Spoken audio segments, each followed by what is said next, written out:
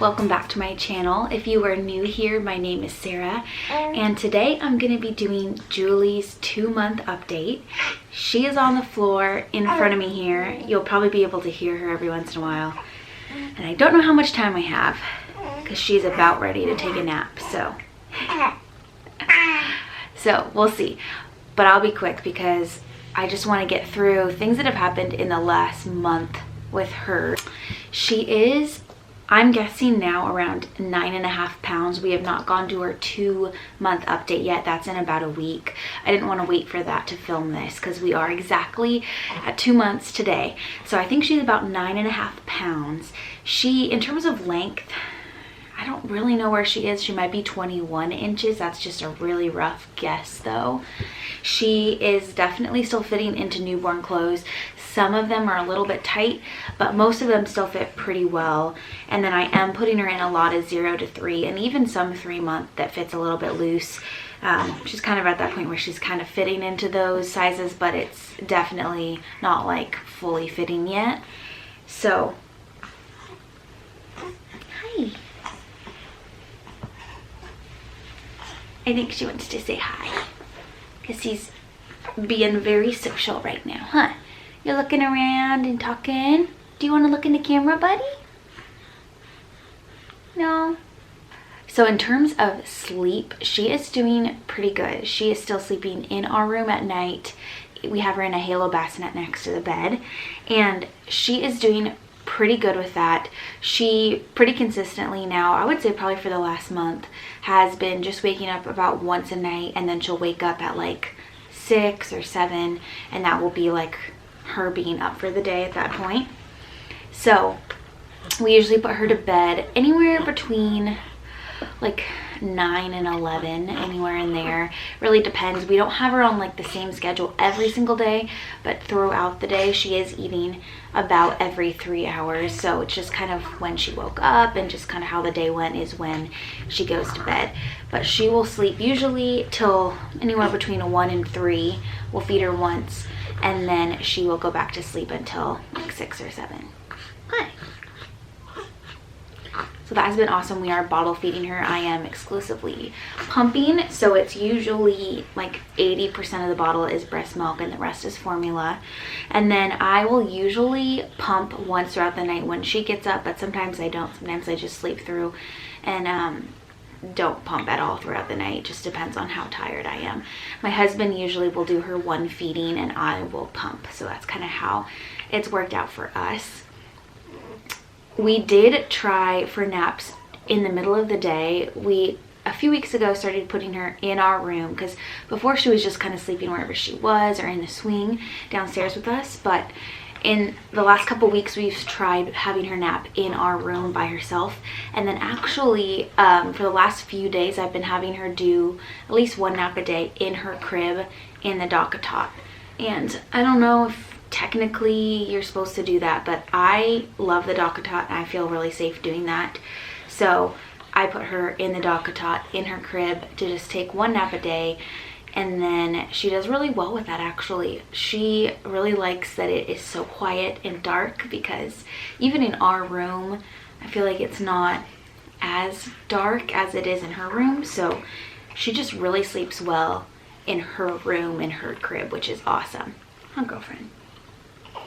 And the past few days, for some reason, we put her to bed for a nap at like 3 or 4 p.m. and she will sleep for like a 4-hour nap until she's ready for like her last feeding of the day before bed. And sometimes we even have to wake her up to feed her before bed, and we put her back down and she'll sleep till like 1. So I don't know what that's about, and it might actually be because of daylight savings that kind of threw her off, and so she thinks that's like bedtime at like 3 or 4. But she's just been taking a really long nap like around dinner time, and then we'll wake her up and feed her once and then put her down. So that's kind of been her routine for the past week or so, and it's been working out really well. What are you doing, girlfriend? You don't know what's going on? You're sitting up like a big girl.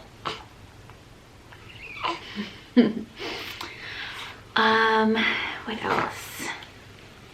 She's getting better at holding up her head. I don't think she can fully do it yet. I don't feel comfortable like not holding her head, but she definitely is getting closer.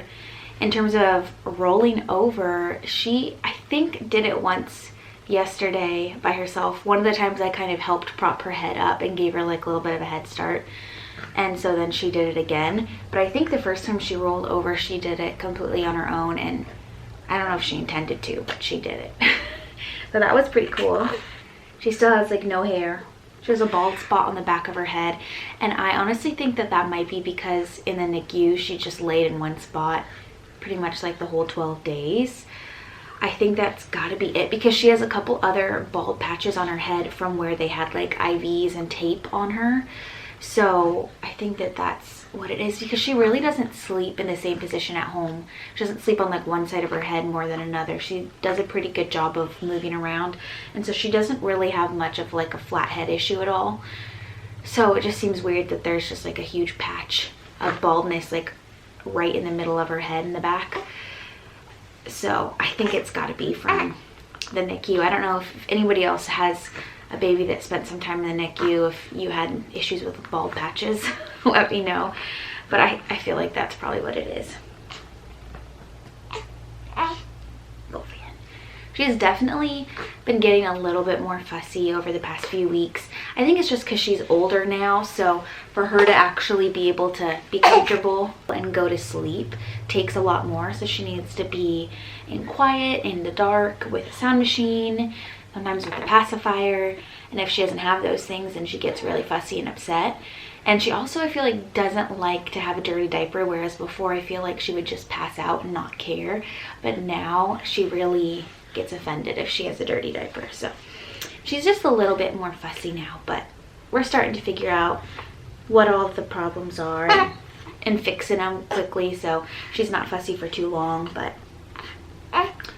she's getting bigger. We probably only have a few more minutes, so I'll try to be quick. But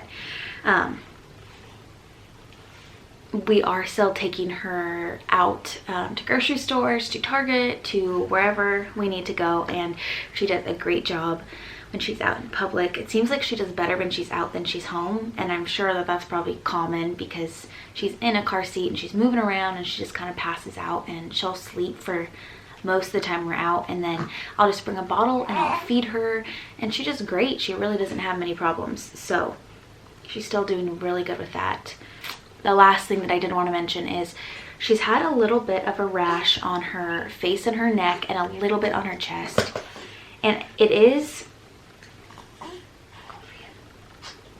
does look like it's starting to get slightly better now, so it's just hard. I know when I go to the doctor in a week, they'll probably be able to give me more information, but I thought that it was just baby acne, and that might be it, but what I've been putting on it is Aquaphor, and we've also been wiping her face and her neck every time we change her diaper, which is usually after she eats.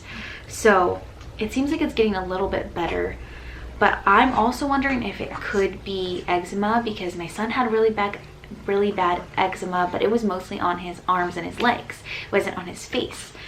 So that makes me think that it was baby acne, and it just like was little dots. Sometimes it's like kind of red blotches, but it mostly was little dots, and so I thought it was acne. But it also looked really dry, so I'm not sure. If it kind of flares up again, I might put some of my son's eczema lotion on and see if that helps. But for now, putting the Aquaphor on for now seems to be helping a little bit. It's not completely gone away, but it does look a little bit better, so I think we're going to keep doing that. But that's really the only thing that I've been concerned about with her, is just trying to make that go away, because it just looks uncomfortable and itchy and dry. So she does a really good job eating. She takes the bottle well. She's gaining weight well. So really, I don't have many concerns, and she's just an awesome baby. She's so fun and so sweet. She makes really cute faces with her big eyes. It's so sweet. And she does smile a little bit. Most of it's involuntary. I think maybe once or twice it might have been like a genuine smile, but she doesn't smile that often. It takes a lot to get her to smile. but it is so sweet and it's so fun to dress her. I just have so much fun with her little bows and sweaters because it's like winter and super cold out, so we've been trying to bundle her up, and so putting cute little sweatshirts and sweaters on her has been so fun. So that's pretty much all I have to say for Julie's 2-month update. Go. I really appreciate you guys watching this video. If you have not subscribed to my channel, please consider doing so, because I also have a toddler son who just turned 2, and I do a lot of mommy videos, lifestyle videos, life with a newborn and a toddler, exclusively pumping. I'm actually filming a vlog today that I'm going to put up that talks more about my diet, exercise, postpartum, and exclusively pumping. So if any of that sounds interesting, please consider subscribing to my channel.